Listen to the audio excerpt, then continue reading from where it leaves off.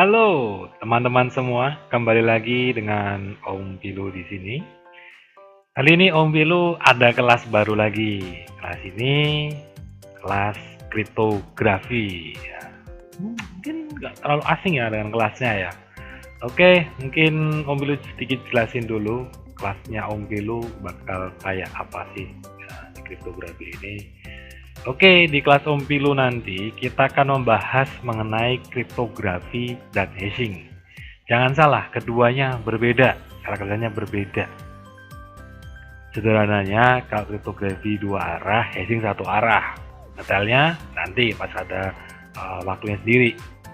Dan kenapa steganografi nggak dibahas juga? Atau juga sama-sama mengamankan tetangga? Kita fokus aja di kriptografi. Kalau fokus kriptografi, ngapain harus hashing Om Pilu gitu misalnya?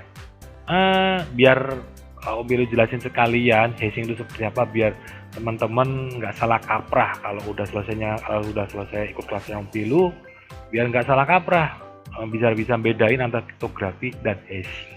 Karena keduanya mungkin tujuannya sama, cuman pendekatannya yang berbeda gitu aja. Kalau steganografi sudah agak melencengnya agak jauh dengan kedua makhluk ini, kriptografi dan hashing ini. Nah, di sini kita akan mempelajari algoritma kriptosistem simetris dan asimetris. Apa itu simetris dan asimetris? Entar ada pembahasannya juga. Kita akan bahasnya step by step. Jadi santai aja bagi teman-teman yang mungkin belum punya terlalu banyak basic di bidang kriptografi, santai aja. Kita belajarnya dari basic kok gitu ya. Nah, selain teori, kalau cuma belajar teori percuma ya, nggak pernah diaplikasikan. Nah, di sini kita akan belajar bagaimana mengaplikasikannya, bukan menggunakan tools, tapi kita yang bikin toolsnya. Jadi kita akan belajar algoritmanya bagaimana, step-stepnya bagaimana, lalu berikutnya bagaimana kita ngodingnya. Nah, kita akan menggunakan bahasa Python. Alasannya kenapa kita pakai bahasa Python? Pertama, bahasa Python ini menurut Om Pilu sebanyak beberapa bahasa programan yang pernah Om Pilu coba, bahasa Python ini bahasa yang paling manusiawi ya, walaupun mungkin ya agak ribet ketika urusan sama indentation. Library Python juga cukup banyak ya, nggak cukup banyak lagi tapi sangat banyak, yang membuat kita nggak perlu ngoding dari awal. Kita cukup gunakan function-function atau prosedur-prosedur yang udah dibuat library-nya oleh orang lain. Untuk dukungan komunitas juga sangat banyak ya, jadi kalau masalah error dan lain sebagainya banyak yang bahas lah di Google kan. Intinya ya banyak yang pakai, berarti banyak yang bisa ngasih bantuan ke kita kalau errornya gitu sih.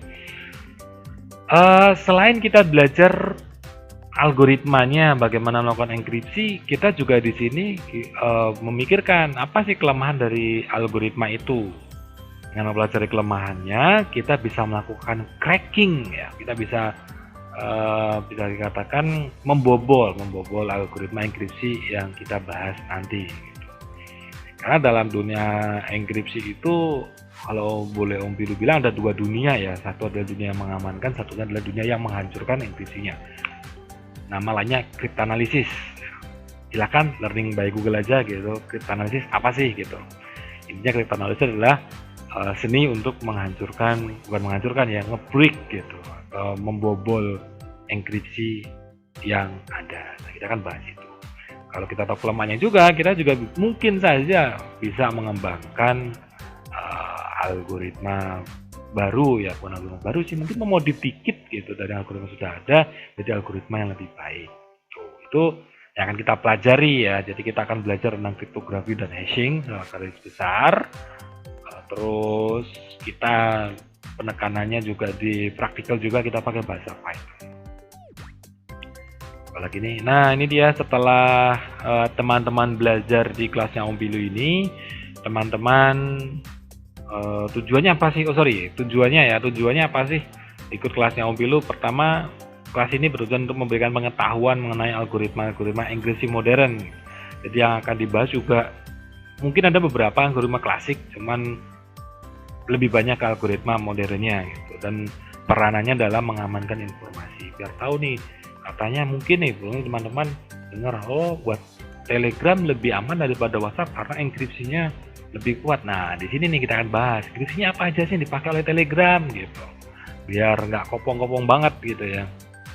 Jadi nggak apa namanya ya, nggak ngebleng banget lah tentang enkripsi gitu. Kalau ngomong enkripsi minimal ngerti, oh enkripsi algoritmanya ini gitu. Minimal ngerti algoritmanya dulu ya.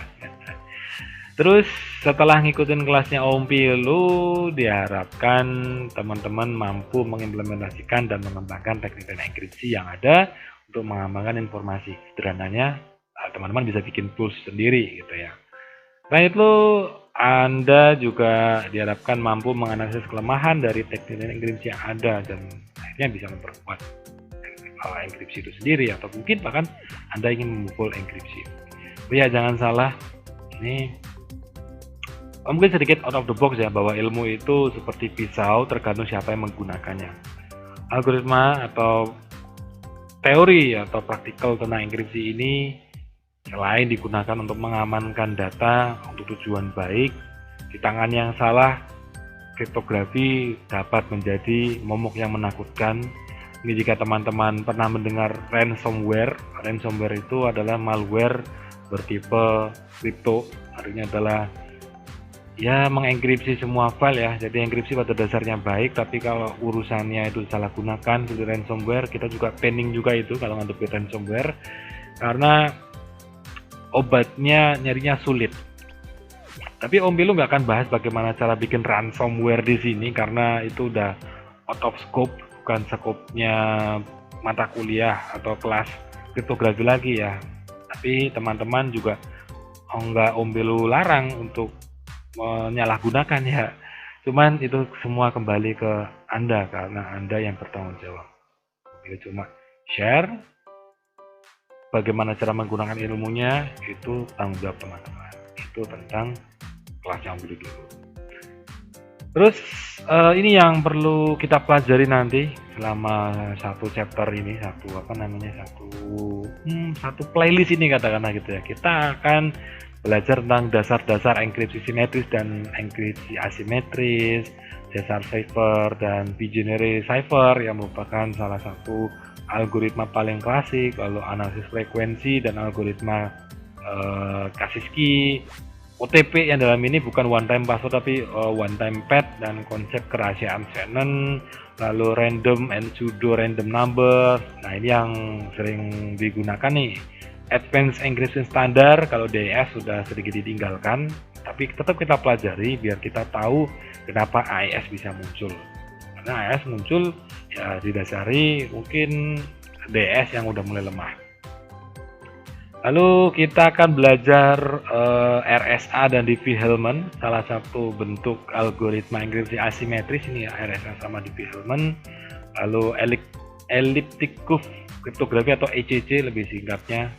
Lalu dasar-dasar aritmatika modular. Oh ya, kriptografi nggak lepas dari matematika. Jadi bagi teman-teman yang nggak senang matematika, ya cobalah senangin dulu sebelum belajar kriptografi, karena kriptografi nggak lepas dari matematika. Tapi tenang saja, matematika di kriptografi nggak kayak kalkulus yang ada integral, yang ada diferensial, yang ada mungkin ada aljabar dan lain sebagainya yang mungkin rumit-rumit.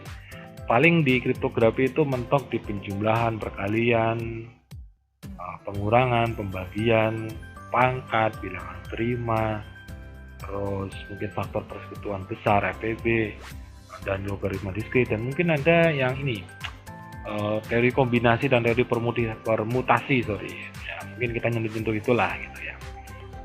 Kan nggak rumit ya, itu bisa gampang dipelajari kok gitu.